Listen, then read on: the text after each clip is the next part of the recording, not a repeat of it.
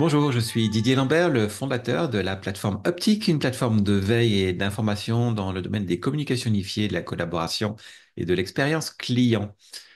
Aujourd'hui, j'échange avec Jean-François Katz, qui est directeur de l'innovation chez Enrich for Service Provider. Jean-François, bonjour, comment vas-tu? Très bien, merci. Bonjour Didier. Merci de me rejoindre sur cette chaîne YouTube de Uptic. Alors aujourd'hui, on va continuer à parler IA, mais IA dans un environnement mobile. C'est un des grands sujets chez Enrich for Service Provider. Donc, avant tout, quand même, est-ce que tu peux, en quelques mots, nous rappeler qui est Enrich for Service Provider? Oui, bien sûr. Donc, Enrich for Service Provider, nous sommes l'un des leaders européens de solutions de contacts convergents et plus généralement de communication unifiée et de contact center. Et notre solution, qui s'appelle Enrich Up, permet aux fournisseurs de services, aux managed service providers, aux intégrateurs et aux revendeurs d'offrir à leurs clients, les entreprises, petites et moyennes entreprises, des services à valeur ajoutée qui incluent des services de fixed mobile convergence, de collaboration vidéo, de messagerie et bien évidemment de téléphonie d'entreprise. D'accord, donc un portefeuille bien large, on l'a compris. Alors je le disais, un des grands chevals de bataille, c'est la mobilité côté Enrich. Il y a même chez Enrich quoi, une application mobile que tu aimes appeler Assistant Mobile Intelligence, pardon pour mon... Alors, en français, notre application mobile en marque blanche qui s'appelle Mobis, on la positionne vraiment comme notre assistant mobile intelligent. C'est bien plus qu'un téléphone, bien plus qu'un softphone. Alors c'est le lien justement avec la thématique de cet échange qu'on a là sur l'intelligence artificielle. Euh, Quand on parle d'IA chez Enrich for Service Provider, de quoi on parle exactement et pourquoi c'est si important dans cet environnement mobile pour vous? Alors, on parle d'IA en partant de notre approche mobile first, de ce que l'on pense être les nouveaux usages dans l'entreprise. Les smartphones ont modifié notre société. Et par là même, les mobiles sont en train de révolutionner le monde de l'entreprise. D'abord parce qu'ils nous donnent la liberté, la flexibilité d'amener l'entreprise dans notre poche en permanence. Et donc d'accéder aux services de l'entreprise et d'améliorer la productivité. Mhm. Ensuite, la génération Z qui est arrivée dans l'entreprise, ben, cette génération, elle ne pense qu'au mobile. Euh, Mhm. Elle va même au-delà de mobile first, elle est mobile only. Euh, les applications mobiles sont tellement intuitives et performantes qu'elles sont devenues la norme. Mhm. Euh, et il n'y a nul besoin de documentation, de formation, les installations sont super simples et n'importe qui dans l'entreprise peut s'en charger elle-même. Nos vies digitales, elles sont dans notre mobile. Ce Mhm. qui rend l'intégration à notre ou nos calendriers, à nos contacts, on parle beaucoup de contacts convergents, des contacts qui sont des clients, des partenaires, Mhm. des contacts intra-entreprises, des contacts venant d'un CRM. Tous ces contacts se retrouvent directement dans notre mobile et nos applications dans le mobile y ont accès. Les photos, les vidéos, les documents qu'on partage, tout ça se retrouve dans notre mobile. Mhm. Et ça, ça nous rend très efficaces. Et puis ensuite, on n'en parle jamais, mais le mobile nous donne accès à plein de connectivités possibles, du Bluetooth au Wi-Fi, à la 5G. Donc voilà quels sont les facteurs d'adoption et ce pourquoi c'est en train de révolutionner Alors c'est vrai que le le monde de mobile devient la clé d'entrée de quasiment tout en termes de services, de fonctionnalités, de contenu. Par contre, pour recentrer donc sur l'IA, aujourd'hui les mobiles eux aussi deviennent intelligents. Certains même commencent à embarquer de l'intelligence artificielle. En tout cas, c'est les annonces qui sont faites. En quoi cette IA embarquée par rapport à l'IA éventuellement proposée par Enrich for Service Provider apporte de manière concrète des services ou un plus aux utilisateurs.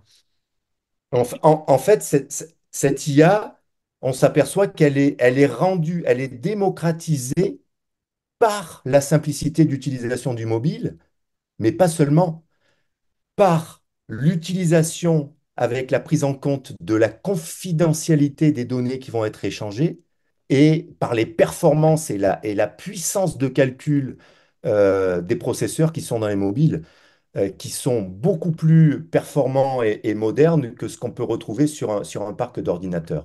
Donc la combinaison de simplicité, puissance de traitement nous donne un accès instantané à l'IA et aux services de traitement de l'IA, et de ce fait, va démocratiser son usage.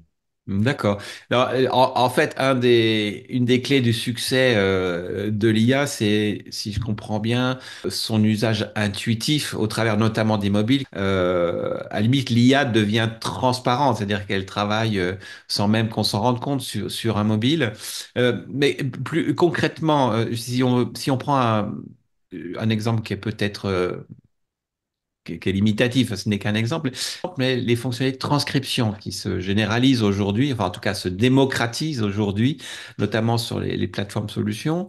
On entend certains acteurs du marché qui commencent à parler de transcription intégrée au mobile. Comment toutes ces IA accrochées à la mobilité vont fonctionner d'un côté sur un mobile, de l'autre côté sur une plateforme? Quelle cohérence, quelle complémentarité? Comment on approche ça chez Enrich en tout cas? Alors, en fait, on est très flexible dans notre approche concernant pour reprendre ton exemple, concernant la transcription. Mhm, La transcription, elle pourra être effectuée en fonction des cas d'usage par le serveur lui-même, par le back-end, par la plateforme, mais elle pourra également bénéficier des ressources du mobile et être effectuée après coup par le mobile. Je donne un exemple. Si j'ai un message audio qui m'a été laissé dans ma messagerie vocale, ou si mes conversations audio ont été enregistrées, mhm, je peux très simplement, après coup, une fois que ces messages audio sont disponibles, demander via mon application mobile sur le mobile lui-même, où le traitement de transcription est fait localement sur le mobile, à effectuer une transcription. mhm, Cette transcription sera naturellement enregistrée sous forme de notes et rattachée à mon fichier audio de messagerie ou d'enregistrement, et pourra même être présente dans mon historique d'appel. Donc, je rajoute des informations intéressantes mhm, qui vont être reliées contextuellement à cet appel ou à ce message. mhm. Maintenant, si jamais la transcription a été effectuée par un service du serveur, cette transcription va m'être communiquée par le serveur via notre API à l'application mobile, Mhm, mais je peux très bien, suite à cette transcription, décider de rajouter d'autres services, typiquement, et si le message m'avait été laissé dans une langue étrangère que je ne maîtrise pas bien, mhm, ben, je vais avoir une transcription qui est dans une langue spécifique. Je vais décider dans mon application mobile, directement effectuer localement, de traduire. Donc, on voit bien que l'application mobile et l'IA effectuée sur un traitement local sur le mobile est complémentaire à un traitement qui serait éventuellement fait côté serveur. Et je peux rajouter bien d'autres services. Je peux demander à l'IA locale à mon mobile d'effectuer du sentiment analysis mhm, ou de me ressortir des mots-clés sur lesquels je devrais me focaliser pour répondre plus tard, ou me recommander une réponse à ce message. mhm. D'accord. Donc, si je comprends bien, toute la question est de voir ou de savoir à quel niveau de fonctionnalité ces IA très spécifiques vont pouvoir être embarquées ou pas au sein du mobile. puisque d'une certaine façon, tu as pris l'exemple du sentiment analysis. C'est vrai que c'est très tendance, notamment dans tous les outils liés à l'expérience client. On pourrait imaginer que même si le mobile n'a pas cette application, l'IA de transcription sur le mobile fait son boulot. Tout ça bascule sur la plateforme dans un CRM ou un outil de suivi. Et là, l'IA de la plateforme pourrait, à la demande, éventuellement faire ce travail d'analyse sur le contenu qui aura été transcrit ou enregistré d'ailleurs si c'est une Euh, analyse vocale. Ah, Absolument. Et c'est pour ça que c'est important de ne pas décider à notre niveau que l'IA doit être appelée dans le mobile et toujours, ou l'IA doit être appelée par la plateforme et toujours. Non, ça dépend des cas d'usage. d'accord, Pour citer le sentiment analysis, c'est une analyse qui doit être faite en temps réel, en traitant le stream audio en temps réel, et ça, c'est le boulot de la plateforme. Donc la plateforme peut traiter en temps réel une analyse hein, du ton de l'appel et en informer les différentes applications, dont l'application mobile, et à ce titre, éventuellement, escalader, générer des notifications pour aller prendre des actions sur ce qui se passe lors de cet appel entre un client et un agent, par exemple. d'accord. Donc là, tu soulignes le fait quand même que techniquement parlant, il y a un sacré travail d'interopérabilité ou de mise en cohérence, en tout cas, entre toutes ces briques d'IA qui existent d'un côté et de l'autre, qu'elles soient propriétaires ou appartenant à des tiers. Bien sûr, bien sûr. Et nous ne sommes pas là pour réinventer la roue. Nous faisons appel à l'IA au travers d'API existantes. Et aujourd'hui, le domaine est très ouvert, très riche, super complet en la matière. Donc, on a toute liberté pour s'intégrer relativement simplement avec les IA existantes. En D'accord. fonction des cas d'usage, encore une fois, hein. Le plus Bien sûr. important, c'est le cas d'usage. J'ai bien compris et ce que je comprends aussi, c'est que l'approche de Enrich for Service Provider sur ces logiques d'IA, c'est d'être capable d'aller explorer, exploiter ce qui existe sur le marché en fait de mieux ou de plus adapté aux différents cas d'usage en fait. Donc vous ne interdisez aucun fournisseur ou aucune IA d'une manière générale. D'accord. Non, lorsqu'il y a un fournisseur, une technologie, une API qui nous permet de concrétiser des cas d'usage de manière fluide, alors on est très ouvert sur ce type D'accord, d'approche. c'est très clair. Alors le temps passe, je suis désolé. Ce qui m'intéresserait aussi dans cet échange, c'est qu'on puisse parler de l'impact de toutes ces nouvelles briques technologiques, qu'elles soient sur une plateforme, embarquées sur un mobile ou aller chercher sur une plateforme tierce. C'est quoi les impacts pour les gens qui aujourd'hui accompagnent les clients?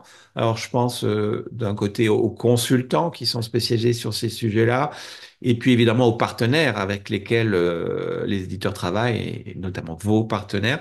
Et en quoi ça change l'approche du marché, ces nouvelles briques-là qu'on trouve un peu disséminées en fait d'une certaine façon. Ouais. En fait, le changement, il est majeur dans l'approche que l'on a de faire du business et donc d'avoir du succès sur le marché des petites et moyennes entreprises, Mhm. pour nous et pour nos partenaires. Au lieu que ce soit nous, fournisseurs de technologies et de plateformes, qui définissions dans nos interfaces tous les cas d'usage possibles et inimaginables, ça va être à nos partenaires, à notre communauté de partenaires, de travailler avec nous et avec leurs prospects et leurs entreprises clientes pour récupérer des cas d'usage et revenir vers nous pour que nous les aidions à être autonomes sur l'implémentation de ces cas d'usage. On Mhm. parle beaucoup aujourd'hui d'automatisation, de workflow sur des applications métiers qui vont bien plus loin que de simples intégrations avec des applications métiers. on parle beaucoup donc d'intégration à à différentes technologies comme l'IA. Eh bien, ces usages vont être capturés suite à des discussions entre des clients finaux qui connaissent parfaitement leurs applications métiers ou les consultants travaillant pour eux et nos partenaires. Et grâce à une approche d'utilisation extrêmement simple via du no-code, low-code de nos API ou de nos fonctions, nos partenaires eux-mêmes vont pouvoir mettre en œuvre, déployer pour leurs clients ces workflows. D'accord. Et ça, c'est vraiment une approche très très forte, hein. Tu as dû entendre la philosophie et notre stratégie de customizable by design. C'est fondamental comme stratégie. D'accord, donc tout un monde à créer en fait en fonction des besoins qui surgiront sur le marché via les utilisateurs de toutes ces plateformes et de ces fonctionnalités. Euh, Peut-être pour conclure, si tu veux bien, si on essaie de faire un peu de projection, c'est toujours très ambitieux quand on parle notamment d'IA technologie, mais selon toi, vers quoi on va en termes d'intelligence artificielle là, dans les mois, les quelques années qui viennent? Alors, on- on- pour se focaliser sur notre métier, hein, pour parler plus spécifiquement sur l'IA dans le monde des communications unifiées, c'est parce que c'est ce qui nous intéresse. On pense que le mobile, encore une fois, va être la clé du succès de l'adoption et que ce mobile va carrément même devenir un engine d'accès à des services d'IA. Pourquoi?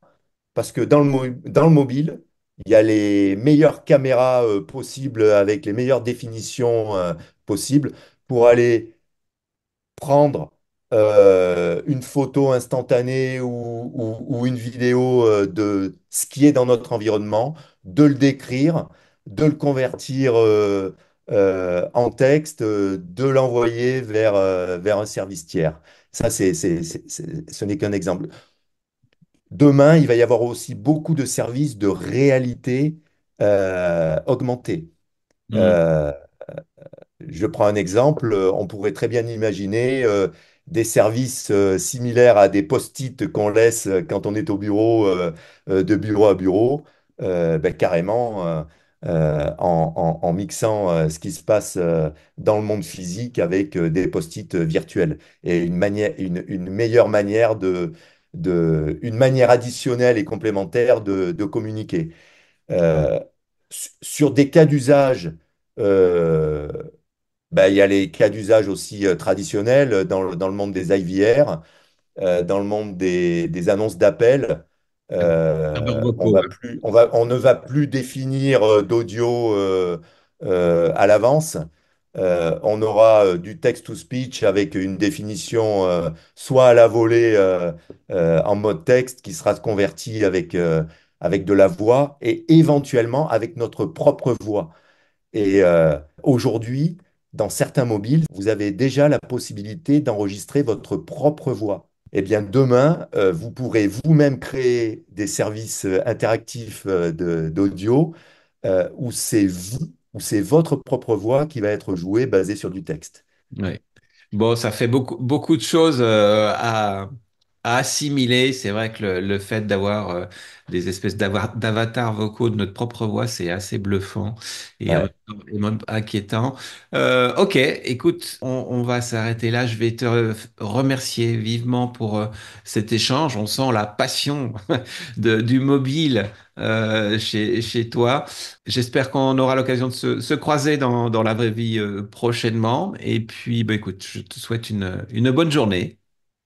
Eh bien, moi aussi, merci beaucoup Didier pour cet entretien et puis à très bientôt et je n'oublie jamais l'opportunité de te faire une démonstration de toutes les nouveautés que l'on a Avec plaisir, à très et dont vite. on est très fier. Bonne journée, au revoir. Bonne journée, à bientôt Didier, au revoir.